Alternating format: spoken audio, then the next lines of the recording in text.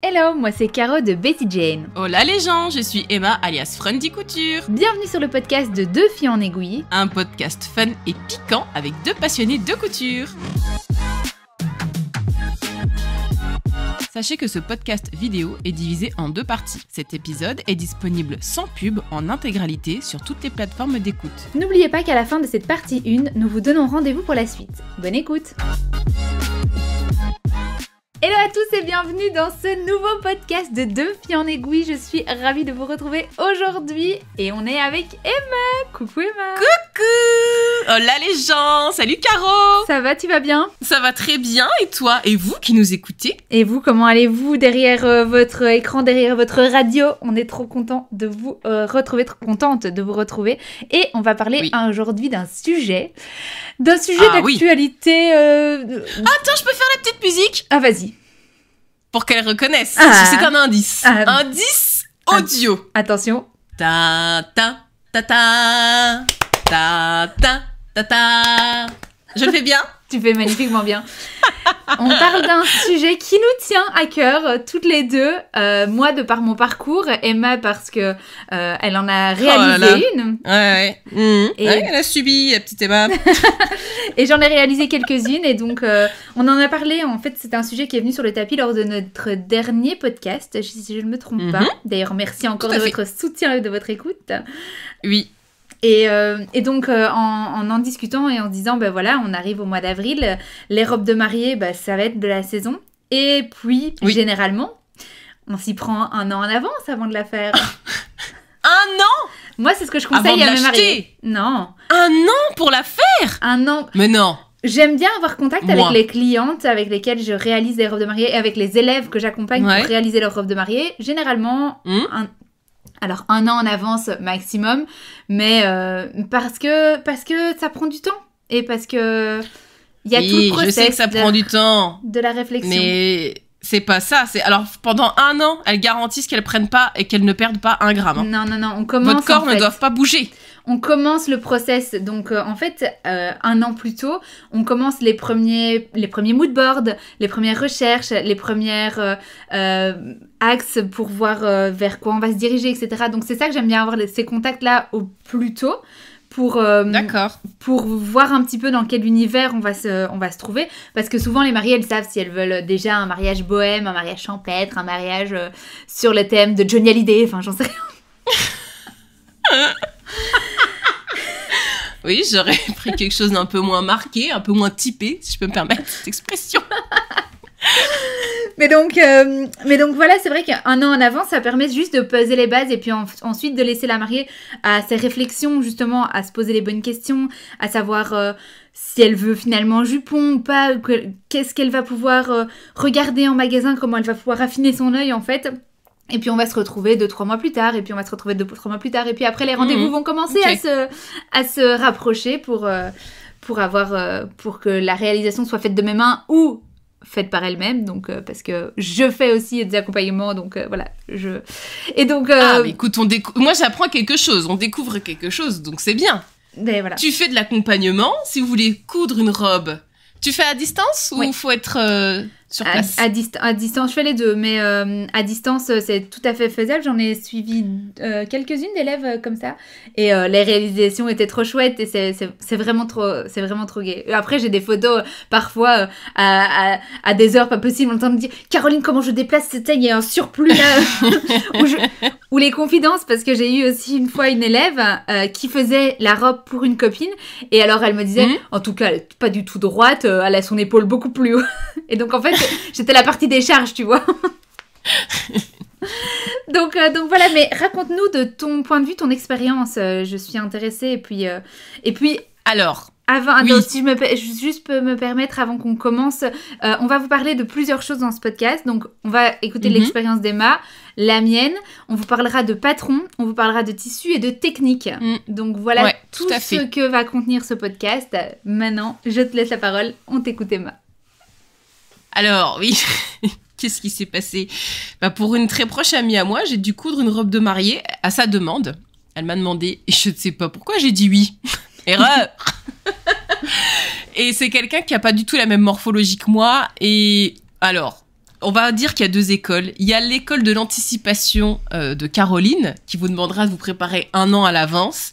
Et si jamais vous voulez quelque chose, parce que vous n'avez pas le temps, et que ça se fait beaucoup plus rapidement que prévu, par exemple en 6 mois, sachez que c'est possible, je l'ai fait, même en moins que ça. Bien sûr que c'est possible. Bien sûr que c'est possible en moins que Tout ça. est possible en une semaine, ça peut être vendu, votre affaire, ne vous inquiétez pas. Ça dépend. Ne mets pas trop mal à Ça l'aise dépend tout de du suite, s'il te niveau plaît. technique de la robe. C'est ça.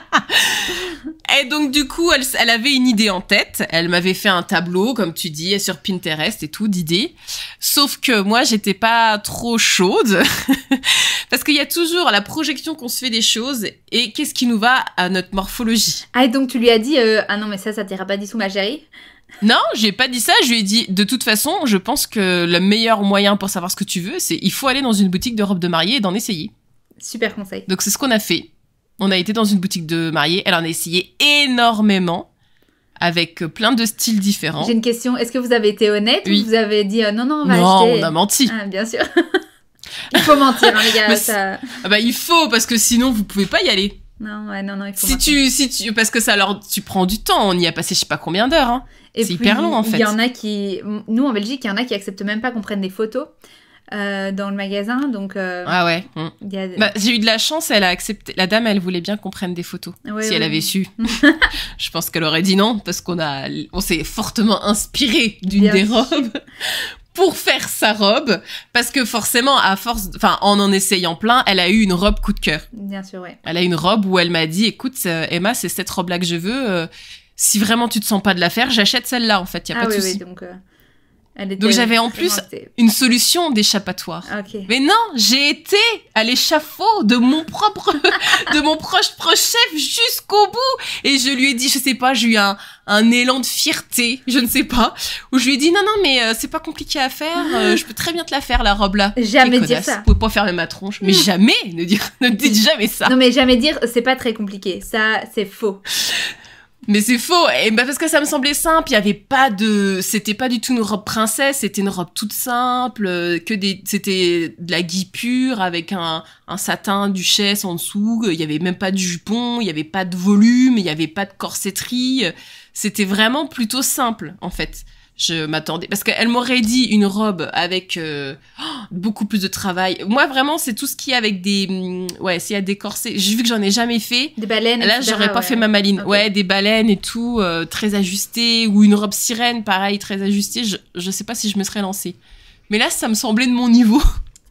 Donc je lui ai dit non t'as pas besoin de l'acheter c'est bon t'inquiète je vais la faire. Et c'est tombé au moment où je faisais plus trop de couture, pour pas dire que j'en faisais quasiment plus du tout. Ah, bah, Et j'étais ok. sur d'autres trucs. Et donc j'ai procrastiné pour faire cette robe. Ah ouais. Et puis elle voyait les mois qui passaient, les semaines. Elle me disait, Emma, enfin, on est quand même au mois de mars, je me marie au mois de juin, il y a toujours pas de robe. Est-ce que c'est normal? Oh ma... Et moi, j'étais dans une détente absolue en disant, bah oui, t'inquiète et tout. Et puis, je me suis foutu un coup de pied au cul en me disant, non, mais là, Emma, on parle pas d'une robe pour toi, on parle quand même d'une robe pour quelqu'un. C'est hyper important. Et donc, j'ai fait une toile, il a fallu chercher le patron, enfin, bon, bref, tout ça. J'ai fait une toile dans des tissus, je sais même plus d'où je les avais, des trucs improbables. Et donc, je lui essaye, et puis, je me rends... mais tu sais que là, par contre, j'ai pensé à toi. Si on peut reparler du premier épisode de podcast où tu m'as dit « Oui, est-ce que des fois tu penses à moi ?» Et je t'ai dit « Pas du tout. » Là, j'ai pensé à toi parce que heureusement que toutes les deux, on avait fait les trucs de la Coupe d'Or où tu m'as expliqué comment vérifier des mensurations. Ok. Parce que j'avais bien pris ses mesures à elle, que j'avais tout remesuré sur le patron, qu'en fait, je me suis retrouvée à faire juste une toile vite fait et que la deuxième version, en fait, elle est pile poil à sa taille à elle. Je suis Parce que remplie j'ai passé un... d'un élan de Ah bah- fierté. Tu ne peux pas savoir. Mais tu peux, Caro, parce que sinon, je pense que j'aurais fait n'importe quoi. Et j'ai tout mesuré. Je n'ai fait que ça. Là, c'est vraiment un conseil, un tips que je peux me permettre de vous donner.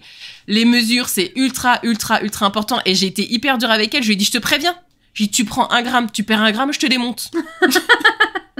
J'ai dit, tu fais le même poids, tu te débrouilles comme tu veux, mais du moment où je commence à faire la version finale, tu peux plus bouger, t'es prisonnière.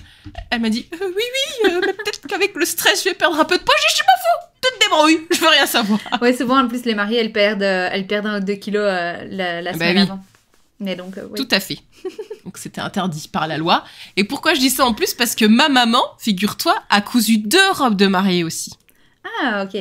Il y a longtemps, dans sa jeunesse. Et elle a cousu une robe pour une très proche amie à elle et pour une de ses sœurs.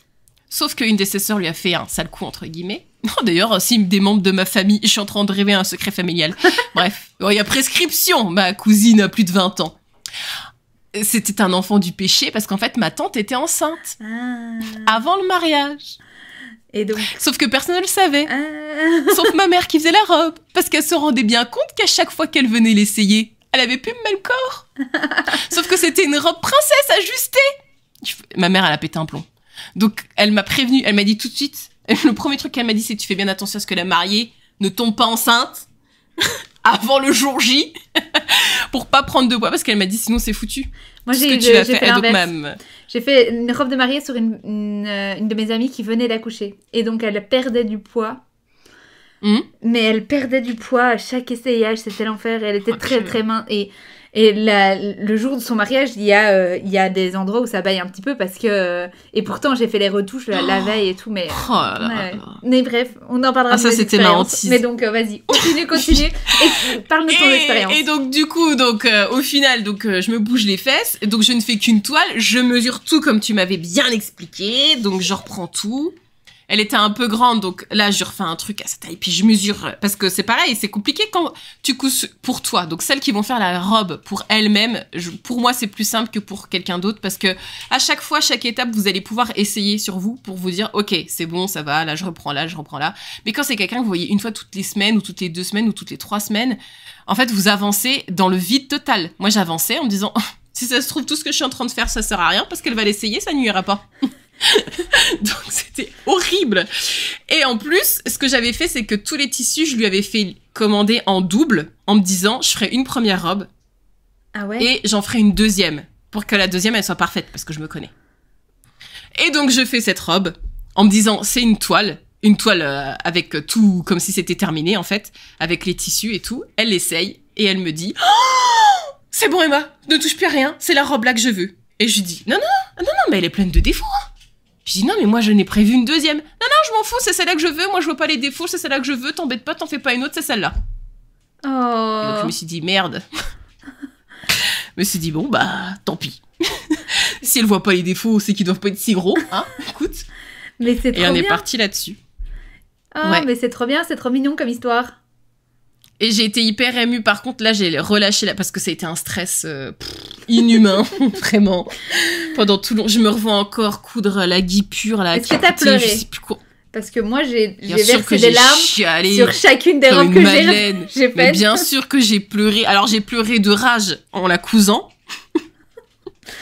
Et j'ai pleuré d'émotion quand... Puis en plus, on est proche, donc j'ai eu l'honneur d'habiller la mariée. On était en tout petit comité, il y avait que sa mère, sa petite fille qui était bébé et moi. Pour ce moment, c'est hyper intime, tu vois. L'émotion qu'il y avait, c'était extraordinaire. Et puis après, quand elle a rejoint son mari, j'étais fière de moi. Il y avait une belle lumière. Je me suis dit, ok, j'ai bien bossé, c'est bon, je peux mourir en paix. J'ai réussi la robe. Mais après, tu stresses parce que même pendant la cérémonie, tu te dis, et si jamais elle trébuche sur sa robe, puis que ça se déchire, puis que tout le monde voit son cul, on fait comment? Moi, j'ai toujours une aiguille. C'est ce que j'allais dire. J'avais du fil. Ouais. J'étais à 2 doigts de prendre une machine à coudre avec moi. Mais j'avais tout le nécessaire dans mon petit sac à main. Ouais. Normalement, avec un fil et une aiguille, t'es sortie de beaucoup de situations. Oui, il paraît. Mais quelle belle histoire, c'est trop mignon. Et vous êtes toujours amis, c'est ça la finalité. Ah oui, bien sûr. Ah oui. Non, c'est une amie chère à mon cœur. Et en plus, le jour du mariage, le soir, je suis passée, je pense, entre le discours de la mère et le discours du père. Elle m'a remerciée. Donc, j'ai une standing ovation. Voilà, c'était mon moment de gloire. On m'a fait quelque chose devant les invités. J'ai chialé comme une madeleine. Quelle belle histoire, c'est trop chouette. Et donc, du coup, est-ce que tu en ferais une autre? Alors, pendant longtemps, j'ai dit non. Mais là, c'est pareil. Alors, j'ai une ancienne collègue à moi qui m'a annoncé qu'elle allait se marier l'année prochaine. Et puis, elle me dit, tu crois que tu pourrais faire ma robe? Je lui dis, hop. Je lui dis, attends, calme-toi, déjà. faut que tu me dises quel style de robe tu veux. Et elle voudrait quelque chose avec de la corsetterie, quoi. Et je sais pas quoi faire. Défi technique. Je sais pas si je me lance là-dedans ou pas. Ouais, là, c'est plus technique quand même. Hein. Bah, tu fais une toile. Et puis, si elle se marie dans un an, si tu t'y prends maintenant, ça devrait aller. Oui, c'est ce que je me dis. Si je m'y prends cet été, je me dis, je verrai tout de suite si j'arrive ou pas. Puis après, je lui dirai, écoute, laisse tomber, va te l'acheter, m'embête pas avec ça. Laisse-moi tranquille. Oui, c'est vrai qu'en non, parce plus, qu'elle va le avoir dire. du tulle et tout. Ah oui. Ah oui, c'est bon. C'est bien. Moi, j'ai déjà fait des robes en disant oui parce qu'il me fallait des sous ou oui parce que j'ai habillé des clientes et j'ai habillé des amis. Mais clairement, alors pour parler de l'aspect financier, bien qu'on n'a pas mis ça dans notre plan de... Ah oui, de mais on peut tout à fait en parler. Effectivement, financièrement, c'est rentable de coudre votre robe de mariée. Hein. C'est rentable de la coudre, alors, mais pour la personne qui la coupe, parce que moi j'ai vraiment les deux parties. Moi j'ai travaillé donc j'ai été la vendeuse dans un magasin de robes de mariée. J'ai travaillé dans la vente dans la robe de mariée. J'ai travaillé dans les ateliers de couture pour faire des robes de mariée. Donc c'était un salon qui faisait des robes de mariée sur mesure et moi je faisais les petites mains donc dans l'atelier. J'ai fait des robes de mariée pour des clientes qui venaient chez moi et donc que je ne connaissais pas et qui se mariaient. Et puis j'ai fait des robes de mariée pour des amis proches et donc et puis pour ma cousine aussi. Et donc l'aspect financier, du coup j'ai vraiment les deux regards, que ce soit en magasin pour les clientes côtés, ou pour les proches. Et puis ensuite, maintenant, j'accompagne des élèves qui font leur robe de mariée ou qui veulent le faire pour une copine ou une amie. Donc j'ai vraiment tous les regards. Et c'est vrai que l'aspect financier, effectivement, faire sa propre robe de mariée, gain économique sûr. Mais quand vous créez pour quelqu'un d'autre, si vous devez vous payez en termes vraiment, parce que voilà, c'était indépendante, tu comptes tes heures, tu comptes le tissu, tu dois... bah bien sûr, par contre, oui, si j'avais dû elle me l'a pas payé, moi c'est un cadeau que je lui ai fait, elle a juste payé le tissu. Si par contre j'aurais dû lui faire payer, ne serait-ce même au SMIC, le taux horaire, ça aurait coûté beaucoup plus cher qu'en magasin. J'ai déjà fait nombre de devis pour des personnes qui me disaient « Ah bah tiens, oui, c'est vrai, Caro, bah tu vois, mais si la fille de ma cousine, elle fait des robes de mariée, et je recevais des mails en m'expliquant, etc. » Pas de souci, je demandais à quoi allait ressembler la robe, et puis après, moi, je remettais un petit devis, et voilà, nombre de mails qui sont restés sans réponse après le devis, parce qu'il fallait me faire payer, et c'est pour ça que j'ai arrêté d'en faire pour des clientes. Ah, je comprends mieux, parce que c'était financièrement pas possible et voilà. Et le stress, il y avait ça et le stress, parce que c'est tellement stressant. Je me mettais une pression de malade et donc voilà, moi alors je vais pas expliquer tout le parcours parce que du coup ça ferait beaucoup d'histoires, mais je te rejoins sur ton histoire et pour en avoir fait à mes proches, c'est trop chouette effectivement d'avoir ce moment où elles te félicitent dans leur discours et ce moment où tu les habilles effectivement. Aux proches, c'est vrai que ça fait quelque chose. Quand c'est puis je le disais dans le dernier podcast, mais c'est vrai que après je suis toujours là à guetter. Elles étaient sur les photos, moi j'étais là derrière. Caroline, on te voit, et tu sais, limite je me mettais. Il y a une photo où je suis dans la robe entre les jambes de ma cousine, à essayer de faire du volume là. En dessous de chaque photo, pouf, le volume, claque la photo. Donc vraiment c'est une fierté, mais aussi un stress de derrière de dire à chaque fois qu'elle était en train de parler des invités, je passais, je la hop là, à remettre bien sa robe. Tu remettais. Alors moi par contre, ce que j'ai eu du mal, c'est de me dire que cette robe n'était pas la mienne et moi ça me rendait malade quand tu vois dans quel état finit la robe après le mariage. Ça aussi, j'ai versé ma larme. Hein. Ah oui, non, c'est super dur. Ah bah oui, bah tu sais, elles vont marcher dans la pelouse. Bah le bas de ta robe. Et je me dis, mais pourquoi je me suis fait chier? Ah oui, alors, je vais me permettre aussi quelque chose, tu vas peut-être hurler. Ça sert à rien de faire l'ourlet invisible à la main pour le bas de votre robe. Vous allez faire 10 mètres, votre bas de votre robe, il est mort. Vous allez marcher dans les gravillons, ça va vous niquer votre satin. Vous allez marcher dans l'herbe, le bas de votre robe sera dégueulasse, il sera noir, il sera gris. Donc non, laissez tomber, ça sert à rien. Plus jamais je le fais à la main, le bas de la robe, je m'en fous. Et je suis complètement d'accord avec toi. Ah, je suis contente, je m'attendais pas à ça, Caro. Pour ça, je suis tellement d'accord avec toi, oui. Oui, parce que... Oui, moi ça, je peux te dire que j'ai eu les boulasses. Hein. Oh la vache. Ça m'a fait quelque chose, celui-là. Je comprends. Et puis, il y a des trucs où tu te passes parfois des heures et des heures pour la toute première robe de mariée que j'ai faite pour ma meilleure amie. Elle voulait des fleurs, des roses sur son tulle et on cherche le tissu. Et puis, le tissu était... On trouvait pas ce qu'elle voulait exactement, etc. Et puis, j'ai fait plein de tests et finalement, j'ai fini par coudre moi-même les fleurs en tulle sur toute sa robe. Il y avait... plus de 100 fleurs en tulle de fête. Oh et alors, mon Dieu. mais les heures que j'ai passées à les recoudre à la main et à les plier dans un sens, dans un autre, etc. Franchement, si j'avais dû compter les heures pour cette robe, parce que c'était une robe bustier corsage avec le bas, je pense que c'est la toute première photo de mon compte Instagram. Je pense. Ah bah écoute, j'ai envie de voir. Allez, si vous nous écoutez, là, est-ce qu'on n'a pas envie d'aller voir? Moi, la première, j'ai envie d'aller voir. Je pense que c'est la toute première photo, mais bref, je dis ça. Rien que quand tu me racontes ça, j'ai l'impression que c'est incroyable. Mais c'était vraiment une grande fierté, mais franchement, financièrement, elle aurait coûté plus de 10 000 € cette robe. Oui, je pense. Le temps que j'ai passé à ça, et puis rebroder les perles à la main, etc. Enfin bref. Donc, pour les histoires, je pense que je pourrais vous en compter plein. Mais comme je disais, on va pas s'éterniser, on va pas faire 4 heures de podcast sur mes expériences en robe de mariée. Mais par contre... Non, mais on pourrait faire des épisodes de temps en temps. Si ça vous qu'on appellerait les anecdotes de Caroline. Pour ça, toutes les... Oui, écoutez, si ça vous intéresse, n'hésitez pas à nous le mettre dans les commentaires ou dans les petits messages.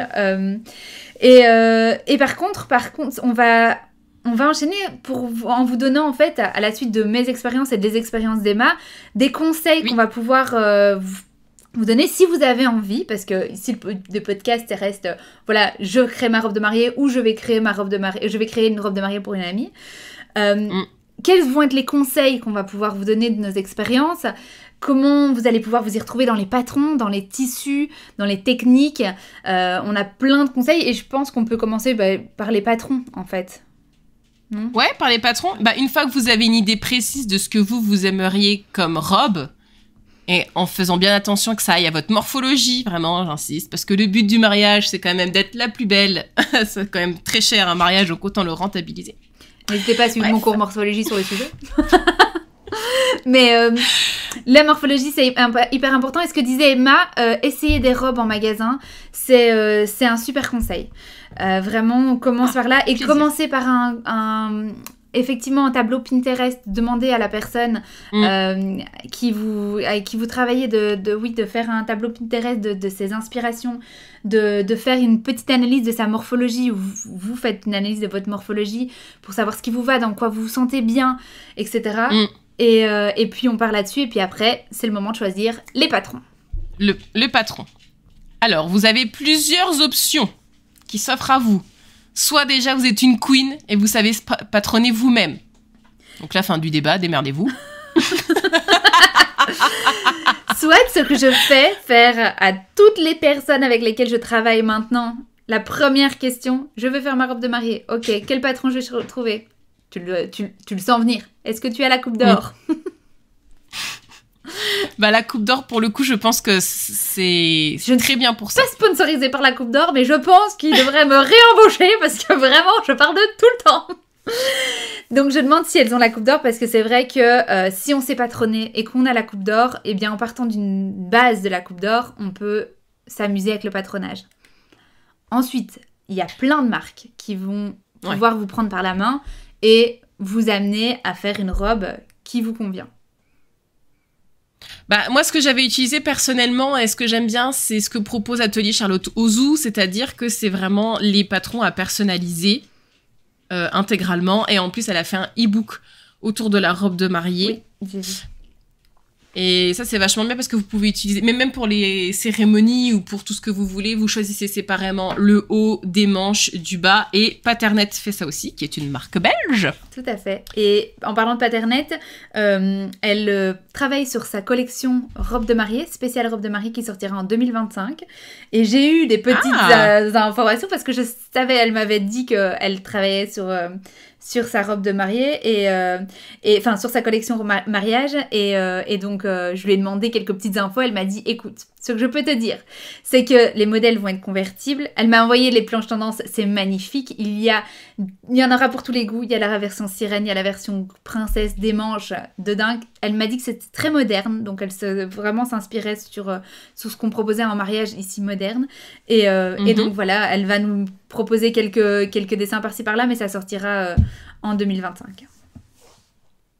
D'accord. Voilà. Ah oui, parce qu'il y a une tendance, je rebondis juste sur ce que tu disais en disant de mode et tout ça. Si vous cherchez des inspirations, sachez que j'ai vu que la robe courte revenait vachement. On n'est plus trop sur la robe longue, on est sur la robe courte. Et vous pouvez aussi faire une combinaison, si vous ne faites pas de cérémonie religieuse. Une combinaison pantalon, je pense que ça peut être super élégant. Ah oui. Voilà, c'était ma petite parenthèse un petit peu mode.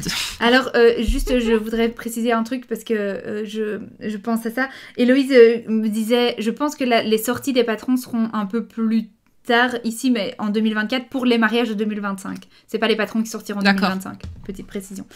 Mais donc, on a parlé d'atelier Charles Touzou, on a parlé de Paternette, il y en a plein d'autres. Alors moi, je voulais rebondir parce que on parle de podcast ici. Moi, je parle de mes cours. On peut parler des vidéos d'Emma, par exemple, dont sa dernière vidéo revue Fibre Mood. Moi, je trouve qu'il y a le modèle. Donc, allez voir la dernière vidéo d'Emma, qui est très drôle. Enfin, les dernières vidéos d'Emma, c'est pas la toute dernière, mais et il y a un modèle qui peut être un modèle mariage. Je trouve que, voilà, il y a la toge, par exemple. La Dallas, là la Dallas, c'est la toge. Mais, en courte. Oui, mais... La version courte, elle peut, hein. Et la toute première robe la robe asymétrique, voilà. La one shoulder. C'est ça. Oui, elle pourrait faire robe de mariée. Donc, oui, tout à fait. En préparant ce podcast, j'ai regardé ta vidéo et donc voilà, j'ai noté. Mais après, ce que tu peux faire aussi, c'est que, alors, normalement, Burda, chaque année, ça doit être un numéro qui sort, qui est sorti peut-être au mois d'avril, c'était peut-être le mois d'avant. Ils ont toujours un modèle spécial robe de mariée, cérémonie, et ils ont des très beaux modèles. Après, c'est Burda. Si on part sur du Burda. Oui, mais bon, moi, je vais y revenir. Oui, bah, ça pourra faire le sujet d'un podcast, tiens. Burda. Oui, mais parce que moi, Burda, je trouve que c'est des belles coupes de... Alors, effectivement, les explications, c'est ardos. Mais si vous savez coudre, franchement, Burda, c'est pas mal. Et puis après, tu sais, il y a les patrons indépendants... Enfin, patrons, c'est pas des patrons indépendants, mais il y a les patrons Vogue. Oui. McCall. Oui, tout à fait. Ça, on n'en parle pas souvent aussi, mais ils ont quand même c'est des très beaux patrons aussi, hein. Enfin, ça peut. Ça sort, hein. Enfin, ils ont un catalogue impressionnant, quoi. Oui, donc, par rapport au patron, il y a Apolline Paterne qui a sorti une collection mariage également. Et puis après on peut s'éclater en fait avec sur Etsy, vous tapez patron mariage, vous allez avoir si vous allez trouver pas mal de choses. Si vous n'êtes pas arrêté pour la langue, franchement dans toutes les langues vous allez pouvoir trouver des pépitas. Et ensuite je pensais à autre chose. Ah oui, je voulais le préciser parce que en travaillant avec des élèves qui cousent leur robe de mariée ou leur robe de témoin, etc. La robe d'Irendou que... Ah, la Magnolia. Voilà. Alors, la Magnolia. Juste qu'on remette l'église au milieu du village. Oui, c'est une bonne robe de base. C'est mon expression favorite. Ah, hein. Écoute. J'ai l'impression que tu me la piques. C'est peut-être à force d'écouter tes vidéos, en fait. Du coup, je pense. Je m'approprie tes expressions. Ma préférée restera Doucement Petit Poney, que j'utilise depuis que tu es venue en Belgique. Celle-là aussi, je l'adore. Ça, je sais que je te l'ai piqué. L'église au milieu du village, je ne suis pas certaine que ça vient toi, certainement là dernièrement. J'adore cette expression, je l'utilise tout le temps. Donc, remettons l'église au milieu du village. Doucement. Caroline. Et donc, les filles qui veulent utiliser la robe Magnolia de Direndo pour leur création de robe de mariée, je vous dis Doucement Petit Poney. Vraiment. Oh, attention, ça rigole plus. Là. Parce que, oui, avec grand plaisir, mais pitié, faites-moi des ajustements de cette découpe princesse. Parce que la découpe princesse, c'est merveilleux, c'est magnifique, mais une découpe princesse, ça a besoin d'être ajusté sur une poitrine, peu importe la poitrine, peu importe votre robe. Et donc, du coup, les robes Magnolia, si vous tapez le hashtag Pour une fois que c'est pas moi qui gueule, je suis bien contente. Vous êtes arrivés à la fin de la première partie de ce podcast. N'oubliez pas de changer de chaîne. Pour écouter la suite de ce super podcast, le lien est en description. À tout de suite.